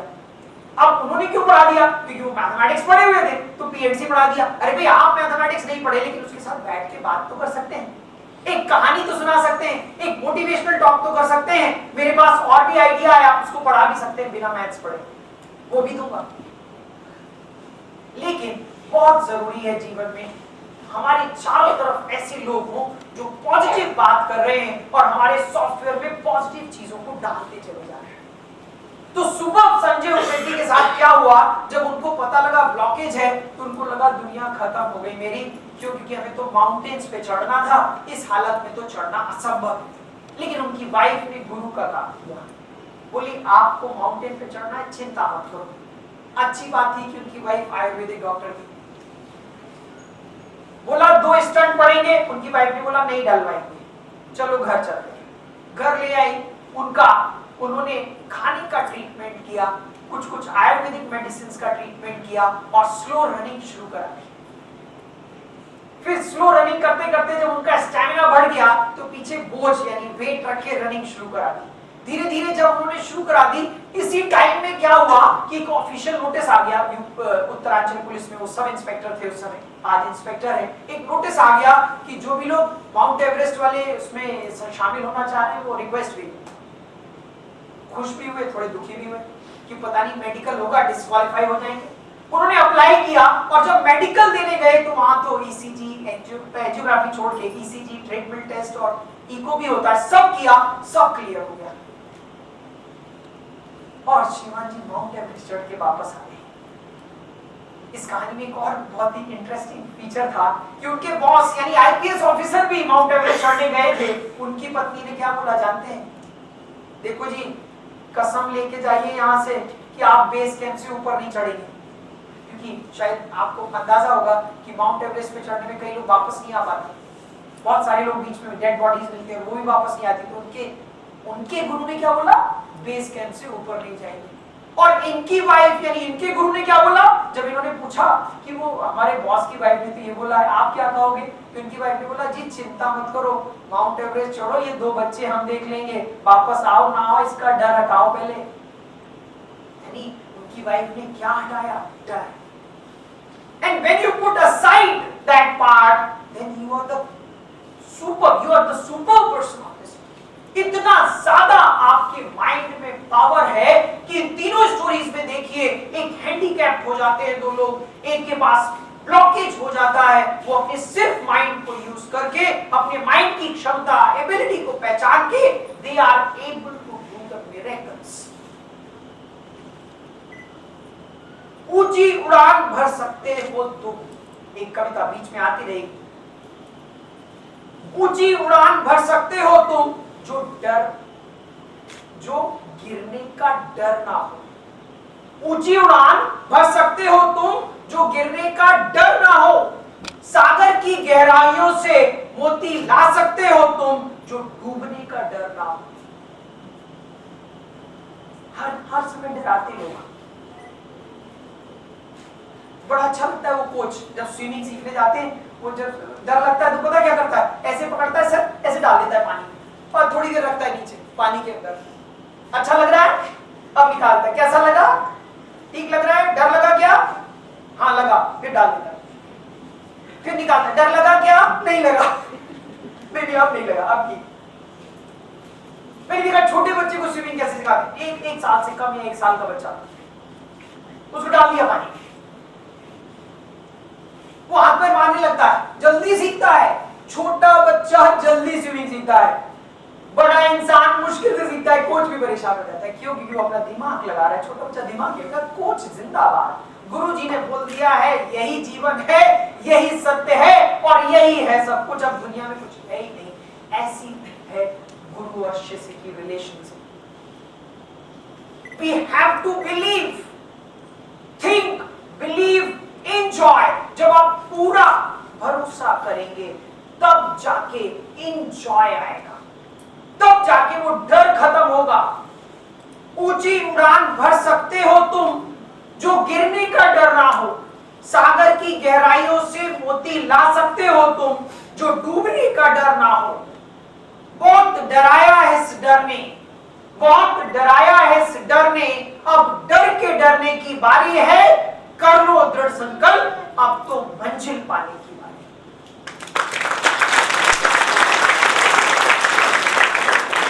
डर हटाना पड़ेगा, बचपन से डर। बेटा खाना नहीं खा रहे हो, भूत आ जाएगा। बच्चा ज्यादा गड़बड़ कर रहा है, पुलिस आ जाएगी। अरे काहे पुलिस आ जाएगी भाई, उसने क्या अपराध किया है? यानी हम लोगों के अंदर धीरे धीरे धीरे धीरे धीरे इतने सारे डर भर जाते हैं कि हम कोई भी काम करने से पहले 10 बार डरते हैं। यानी जो अपनी पॉजिटिव एनर्जी है, जिससे हम आसानी से कंक्वायर कर सकते थे, उसको लगातार डिप्लीट करते चले जाते हैं। जरा देखिए, अब डर के बाद चलते हैं अगले बात पे। किस पे चलते हैं कि कैसे आप अपने सॉफ्टवेयर को करेक्ट कर रहे हैं। एक पुरानी कहानी है, वहां से शुरुआत करते हैं। भीष्म पितामह का नाम सुना होगा, अरे सुना है नहीं? महाभारत की कहानी पे चलते हैं। अरे वाह, आपने भी सुना है, वेरी गुड। भीष्म पितामह जी 10वें दिन यानी 10th डे ऑफ महाभारत जो वॉर था, मेरी कहानी में कैरेक्टर के नाम थोड़ा ट्विस्ट करेंगे, लेकिन कहानी सत्य है, कहानी का सार क्लियर है। डरो मत और डरो मत। अपने कर्मों को करते समय सावधान, क्यों, रिग्रेट मत करो बाद में। पहले पढ़े नहीं और अब आके दुखी हो रहे हो कि हमारा सिलेक्शन नहीं हुआ, हमारे मार्क्स नहीं आ रहे, हमारा रैंक नहीं आ रहा। पहले सब्जेक्ट को एंजॉय नहीं किया और अब परेशान घूम रहे हो कि स्कूल में 97% कंपटीशन में गायब। ना तो डरना है ना रिग्रेट करना है। बहुत अच्छे वो पेरेंट जो कहते बेटा जो करना है कर, बच्चा भी कहता है ठीक है जी। दोनों आखिरी में खुश, जो भी लास्ट पेरेंट मिलके गए थे, मैं भी खुश। मैंने कहा बल्ले बल्ले, ये पेरेंट मिलेंगे तो मेरे का भी टेंशन घट जाए। भीष्म पितामह जी 10वें दिन शरसैया पे लेट गए, अर्थात अर्जुन ने उनको बाण मारे और वो लेट गए। उनके सर पे ऐसे लटका हुआ था, तो अर्जुन से बोला भैया थोड़ा तकिया भी लगा दो, थोड़ा अच्छा रहेगा। तो अर्जुन ने कुछ और बाण छोड़े तो वो उनको सर भी उनका अब स्ट्रेट हो गए। कृष्ण जी बड़ा मजेदार काम करते थे, हमेशा ऐसे ही मूवमेंट पे आते थे। और पितामह जी कैसा लग रहा है? बोलते सही है प्रभु, मजे ले लीजिए। लेकिन प्रभु एक बात बताइए, इतने सारे तीर मुझे लगे हैं, इतना मैं कष्ट झेल रहा हूं, मुझे इस दुनिया से जाना है ये भी मुझे पता है, और मैं अभी जाना चाहूं तो अभी चला जा सकता हूं क्योंकि मुझे वरदान। इस कहानी को मैं मॉडर्न में ले जाऊंगा, आप सावधानी से सुनिएगा कितना फर्क पड़ता है कि छोटी छोटी चीजों का। बोला हमें जाना है तो अभी हम तुरंत जा सकते हैं, लेकिन हम जब सूर्य उत्तरायण में आएगा तब जाएंगे तो मोक्ष की प्राप्ति हो जाएगी। लेकिन हमें सब पता है प्रभु, और ये कष्ट क्यों मिल रहा है? हम पिछले 100 लाइफ में गए, वहां जाके देखा तो भी हमें समझ में नहीं आया कि हमने ऐसा कौन सा कर्म किया है जिसका ये फल मिल रहा है। तो प्रभु ने कहा हम थोड़ी शक्ति और देते हैं। तो उन्होंने थोड़ा सा सोचने की शक्ति और दी, तो वो और पीछे गए, 100 जन्म से एक और पीछे। उस समय भी वो बहुत बढ़िया धनुर्धर थे, यानी उनको तीर चलाना बढ़िया था। वो अपने रथ पे बैठे हुए जा रहे थे, सामने से एक सांप गुजर रहा था, तो वो रथ रुके, टाइम नहीं था, तो उन्होंने फटाफट अपना तीर निकाला और चलाया, जिससे वो उठा के उसको साइड में फेंक दे। इतने ज्यादा एक्सपर्ट इंसान थे, तो उन्होंने तीर चलाया, उस सांप को उठाया और साइड में फेंक दिया और आगे चले गए। तो बोले प्रभु इसमें तो मैंने अच्छा काम किया, गलत किया ही नहीं। बोले unconsciously you are doing something daily in your life which is making your karma. ये साइंटिफिक बात है जिसको मैं अभी प्रूव करूंगा, साइंस के थ्रू प्रूव करूंगा। Unconsciously you are doing so many things every day which is making your karma, basically which is making your luck also. कई काम आप लगातार अपने बच्चे के साथ या बच्चा अपने साथ कर रहा है। कई स्टूडेंट ऐसे हैं मेरे पास पढ़ने वाले जो पूरे साल मेहनत से पढ़े, बहुत बढ़िया पढ़े, सब कुछ ठीक था, लेकिन सिलेक्शन नहीं हुआ। क्यों? डेली बेसिस पे डर रहे हैं, डेली बेसिस पे टेंशन में है। एक सॉल्यूशन नहीं आया, टेंशन ले ली, एक एग्जाम में मार्क्स नहीं आए, टेंशन ले ली। और कई स्टूडेंट ऐसे हैं जो साल भर सिर्फ लेक्चर अटेंड किए, अंत में जाके पढ़े आईआईटी पहुंच गए। क्यों? Zero tension. क्या ये फॉर्मूला अच्छा है? नहीं, मैंने ये नहीं कहा ये अच्छा है। आप मेहनत कर रहे हैं, आप परिश्रम कर रहे हैं, लेकिन डेली बेसिस पे डर अपने अंदर भर रहे हैं। तो वो डर कहां पे फाइनल रोल प्ले करता है? जब आप एग्जाम दे रहे हैं, उस समय तक तो ठीक है, जब फाइनल एग्जाम दे रहे हैं you are not able to pass. तो उन्होंने जब उस सांप को साइड में फेंक दिया तो कृष्ण जी से पूछा कि साहब यहां तो मैंने अच्छा काम किया, उसको बचाया, ये कष्ट क्यों? बोले थोड़ा पीछे मुड़ के देखो। देखा तो सांप झाड़ियों में पड़ा हुआ था, तो बहुत सारे कांटे निकले हुए थे, उस पे जाके गिरा और वो तड़पता रहा उतने ही दिनों तक जितने दिन भीष्म पितामह को तड़पना पड़ा। और जब सूर्य उत्तरायण में आया उसके बाद उन्होंने जीवन त्यागा। यानी हमारी जो कर्मा है उनका फल कहां पे जाके मिलेगा? अब आप कहेंगे साहब ये तो माइथोलॉजिकल बातें हैं, इसका सत्य कहीं नहीं है। ना ना ना, ये तो थोड़ा इंटरेस्टिंग बनाने के लिए था। थोड़ा भीष्म पितामह जी का आपने नाम सुना हुआ था, थोड़ा महाभारत सुनी हुई थी, तो थोड़ा आपको फील आए। आइए आपको ले चलते हैं साइंस में। अटलांटा की एक यूनिवर्सिटी है जिसका नाम मुझे अभी भी याद नहीं, पहले लेक्चर में भी याद नहीं आया था। 2013 में उसने एक एक्सपेरिमेंट किया,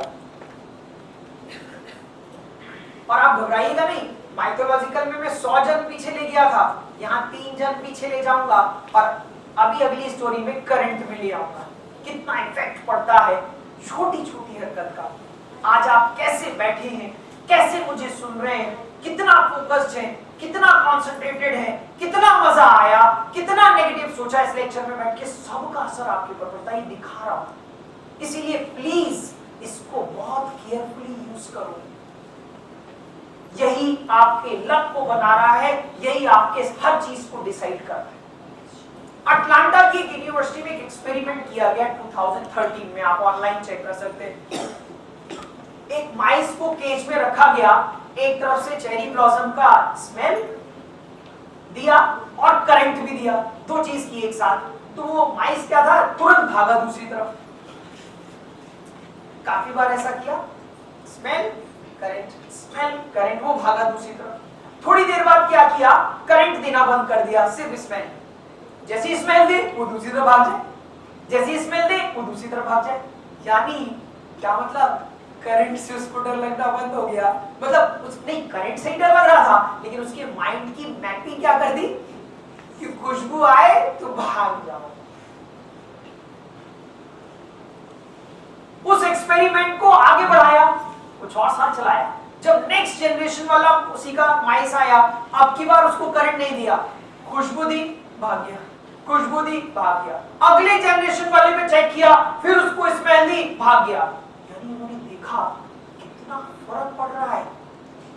जो इंफॉर्मेशन हमने इसकी पिछली जनरेशन में दी थी, वो कहां तक, थर्ड फोर्थ जनरेशन तक उन्होंने टेस्ट किया कि वो एक्सपेरिमेंट सक्सेसफुल था। कितना फर्क है। माइंड को जरा सा हमने गलत तरीके से यूज किया तो लंबा हमें परेशान करेगा, मजा नहीं आया। चलो एक काम करते हैं, बिल्कुल करंट में आ जाते हैं। पहले तो ले गए आपको 100 जन पीछे, फिर अभी 3-4 जनरेशन दिखाए। अब देखते हैं अगली स्टोरी जो आपको इसी जन्म में, इसी लाइफ में, इसी टाइम में, इसी 9th-10th में पढ़ते हुए असर डालने वाली दिखाई दी। केसीएस में 3 बच्चे बैठे हुए, उन पे मैंने स्टोरी बनाई। ये स्टोरी मैंने कैसे बनाई, उनसे बात करी, एकदम रियल, और फिर उनके साथ क्या हुआ वो भी रियल। स्टोरी कहां से बनाई, पुरानी स्टोरी थी उसको जोड़ के बनाई। तो पहले पुरानी स्टोरी सुन लेते हैं। एक मंदिर बन रहा था, कई लोगों ने सुनी भी होगी स्टोरी। एक मंदिर बन रहा था तो वहां पत्थर तोड़े जा रहे थे। तो एक इंसान वहां से निकला, एक पत्थर तोड़ रहा था, उससे पूछा क्या कर रहे हो? बोला दिखता नहीं, पत्थर तोड़ रहे हैं। क्या कर रहे हो? बोला ओके ओके भाई साहब, आगे चला गया। दूसरा इंसान पत्थर तोड़ रहा था, उसे बोला क्या कर रहे हो? अरे भाई पत्थर तोड़ रहे हैं, पेट के लिए कमाना है, सैलरी मिलेगी, घर बार चलेगा, इसलिए पत्थर तोड़ रहे हैं। तीसरा इंसान उसके पास पहुंचे, भैया क्या कर रहे हो? अरे पत्थर तोड़ रहे हैं, मजा आ रहा है, प्रभु की सेवा करने का मौका मिला है, मंदिर में एक आध पत्थर मेरे भी नाम का लग जाएगा, मेरा तराशा हुआ पत्थर लग जाएगा। केसीएस में 3 बच्चे बैठे हुए थे। पहले वाले से पूछा क्या कर रहे हो?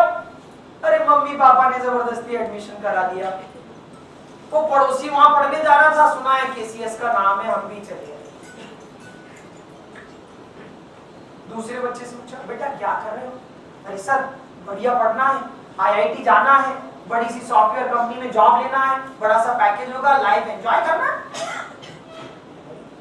तीसरे बच्चे के पास पहुंचे, बेटा क्या करना है? सर आईआईटी वाईटी बात की बात है, I am enjoying physics chemistry and mathematics, इसको फुल एंजॉय करना है, बहुत आनंद आ रहा है, आपकी क्लास में भी मजे आता है, केमिस्ट्री फिजिक्स में भी मजा आता है, मैं बहुत मजे कर रहा हूं, अब क्या मिलेगा क्या नहीं मुझे मतलब है। पहला वाला बच्चा जॉब ढूंढ रहा है आजकल 4 साल बाद, कर्मा कैसे दिमाग को सेट किया, 4 साल बीते के बाद जॉब ढूंढ रहा है। दूसरा वाला बच्चा यूएसए में है, एक बीएमडब्ल्यू है, एक उसके पास मर्सिडीज है, 2-2 घर हैं। फोन करके बोलता है सर बिल्कुल मजा नहीं आ रहा है। दूसरा वाला कौन सा याद है? बड़ी सी कंपनी में जॉब, बड़ा सा पैकेज। क्यों सर? बड़ी सी कंपनी ज्वाइन कर ली है, प्रोजेक्ट में एकदम हावी रहते हैं, टाइम निकलना होता है, बहुत प्रेशर है सर। तीसरे वाले बच्चे का फोन आया, बोला बेटा क्या कर रहे हो? सर मजे कर रहे हैं सर, आराम से 10-11 महीने जॉब करते हैं, 1 महीने छुट्टी लेते हैं, खूब घूमते हैं, खूब एंजॉय करते हैं, और जब घूम के आते हैं तो नए नए आइडियाज दिमाग में आ जाते हैं, तो वही कंपनी और ज्यादा सैलरी पे रख लेती है। कर्मा कर्मा वो नहीं है। अगर आप पिछली स्टोरी में, पहली स्टोरी में सुने कि पिछले जन्म में क्या किया, मुझे नहीं पता, मैं इतना ज्ञानी नहीं हूं। फिर दूसरी स्टोरी जो साइंटिफिक थी, जो स्माइल्स पे की गई, मुझे नहीं पता कि पीछे से आपके पेरेंट्स से क्या इनबिल्ट होके सेल इंफॉर्मेशन आई है, लेकिन मुझे तो इतना पता है कि मेरे लेक्चर में जब आप 9th में पढ़ रहे हो, वो 1 साल का कर्मा, वो जो 10th में पढ़ रहे हो, वो जो आप कर रहे हो, वो पूरी लाइफ पे इफेक्ट डालेंगे, मुझे तो ये पता है। इसलिए मैं स्टोरी को वहां से यहां तक लाया। कहां से शुरू की थी? वो वाली स्टोरी से शुरू की थी। कहां? जहां हो, जैसे हो, जो कर रहे हो उसमें डूब कर तो देखो, जिंदगी यूं ही आसान हो जाएगी। लोगों को लगता है मैं बिजी हूं, कोई भी स्टूडेंट ऑनलाइन क्लास को छोड़ दे, अच्छा इसमें तो समझाई है तो किसी को बता के, या एक आध पेरेंट होंगे जो मुझे बहुत पहले से जानते हो, इनफैक्ट काफी पेरेंट्स ऐसे होंगे जो मुझे पहले से जानते हो। कभी भी अपने बच्चे से पूछिए, क्लास में कभी भी मेरे पास मोबाइल दिखाओ, एक्सेप्ट ऑनलाइन क्लासेस, अभी आजकल जो ऑनलाइन चल रही है। क्या करना है मुझे, कोई जरूरत नहीं, कोई करेगा फोन, कोई प्रॉब्लम आएगी आ जाने दो, मुझे क्या फर्क पड़ता है। एंजॉय करना है, और एंजॉय कब होगा, जब आप सोचेंगे। तो मैं फिर से रिपीट करूं क्या क्या बात हो गई है। क्या करना है, बैठना है 10 मिनट खाली। क्या करना है, राउंड टेबल कॉन्फ्रेंस। डिसाइड करना है हम सब घर में मोबाइल कैसे यूज करेंगे। क्या करना है, डर खत्म करना है। नहीं जी, हमें आपको ना आईटी भेजना है, ना फलाना भेजना है, ना 90% चाहिए। बेटा अगर सर की क्लास में मजा नहीं आ रहा है, हम वहां डिस्कनेक्ट मतलब नहीं जाएंगे। आनंद लेना है, क्योंकि बाद में रिग्रेट नहीं करना है। क्यों, क्योंकि समझो आपके पास एम्पल ऑफ पावर है, एम्पल ऑफ एनर्जी, और 9th and 10th में फ्रेश माइंड है। लेकिन अगर इस मोबाइल के साथ आप चलते रहे तो हमें बड़ा मुश्किल होगा वो इनपुट आपके अंदर ले जाना, क्योंकि अभी काफी चीज निकालना है, फिर इनपुट देना है, काफी मेहनत हो जाएगी। और पूरा साल अगर हम इसी में लगाते रहे कि सब निकालने में ही लगा पाए, तो नया कुछ कैसे इंजेक्ट करें। तुम नहीं जानते कि तुम क्या हो, तुम नहीं जानते कि तुम क्या हो। ये दुनिया जमी तो तुम आसमां हो। तुम नहीं जानते कि तुम क्या हो, ये दुनिया जमी तो तुम आसमां हो। फिर क्यों धमनियों में रक्त जमा हो, क्यों ना इनमें चपला का सा प्रवाह हो। चपला मींस बिजली। फिर क्यों धमनियों में रक्त जमा हो, क्यों ना इनमें चपला का सा प्रवाह हो। अब बरस जाओ बनकर अमृत ज्ञान का, अब बरस जाओ बनकर अमृत ज्ञान का। भर दो लोगों के जीवन में रस प्यार का, और छा जाओ इस दुनिया पर ऐसे कि आ गया हो आसमां जमीन पर जैसे। You are having ample of power. कोई आपको बोलता बेवकूफ है, वो बिल्कुल रॉन्ग नंबर, रॉन्ग बात कर रहा है। इस दुनिया में कोई बेवकूफ नहीं। कोई कहता है बुद्धू है, बिल्कुल गलत, बिल्कुल बेकार। सबके पास बराबर हार्ड डिस्क है। डिफरेंस किसका है, रैम। यहीं से मैंने बात शुरू की थी और यहीं खत्म करने वाला हूं। किसका डिफरेंस है, रैम। और thanks to God human being के पास यही ठीक करने का वक्त है। जो लोग थोड़ा माइथोलॉजिकल में जाते हैं और जो लोग कर्मा के बारे में डिटेल में पढ़ते हैं, only human being who can correct his Karma. हम अपने दिमाग को ठीक कर सकते हैं, कई सही चीजों को हम इसमें ठीक करके डाल सकते हैं। जो पीछे हुआ उसको आज भी करेक्ट कर सकते हैं। यानी ऑनलाइन पढ़ते पढ़ते जो पाप हुए हैं, गंगा में नहा के उनसे मुक्ति पा सकते हैं। ये ह्यूमन बीइंग के पास पावर है। यानी अभी इस ईयर में हम अपने को फिर से री एनर्जाइज करें, फिर से अपने टीचर से, अपने पेरेंट्स से खूब बात करिए। सब हम तीनों के बीच में खूब बात होनी चाहिए। इतना परेशान हो जाओ, जैसे मैं पहले 2009 में होता था, 90% पेरेंट मिलने आ रहे, एक आध पेरेंट को तो बोलना पड़ता था भाई साहब मत करो, इतना मत आओ। सीरियसली ऐसे बोलना पड़ता था। मतलब आप इतना मिलिए कि हम भी रिक्वेस्ट कर लेंगे सर बस करो, कितना मिलोगे, ठीक कर रहा है बच्चा, फिर भी आप आ जाते हो हर बार कि और क्या करना है। My dear student, my message is very clear. ये जो एज है, जिस एज में आप हैं, मेरे ख्याल से जितने भी लोग इस हॉल के अंदर बैठे होंगे, सबकी एज 12 से 15 के बीच में होगी। 9th और 10th वाले 16 के बीच में होगी। ये एज होती है जिसमें you are full of energy. If here you channelize your energy, you can do the wonder. Here you are full of courage. इस एज में सबके पास courage भरा हुआ है। Utilize it. डर को निकाल फेंको। If here you utilize your energy, if here you use your courage, you can do the miracle. And we are ready to help you. आपको टाइम निकालना पड़ेगा। सबसे पहला वो शुरुआत में भी रूल था, मोबाइल से बिल्कुल छुटकारा, फेंक दो, तोड़ दो। तोड़ना सबसे अच्छा तरीका है, क्योंकि महंगा होता है, दोबारा खरीदने में थोड़ा सोचना पड़ेगा।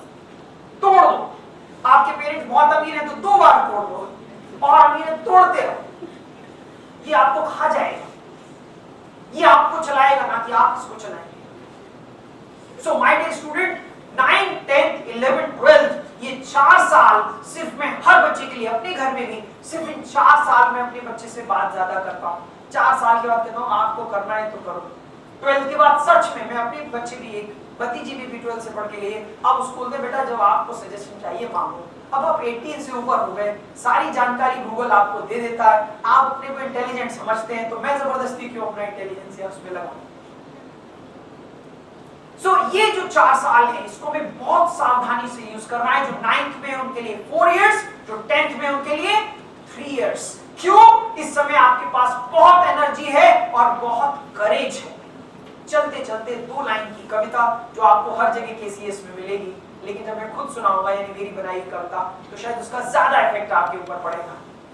जो है तुम्हारे पास, जो है तुम्हारे पास साहस, विश्वास और निष्ठा, इसीलिए लेक्चर था थिंक, बिलीव, एंजॉय। जो है तुम्हारे पास साहस, साहस इस एज में भरा हुआ है।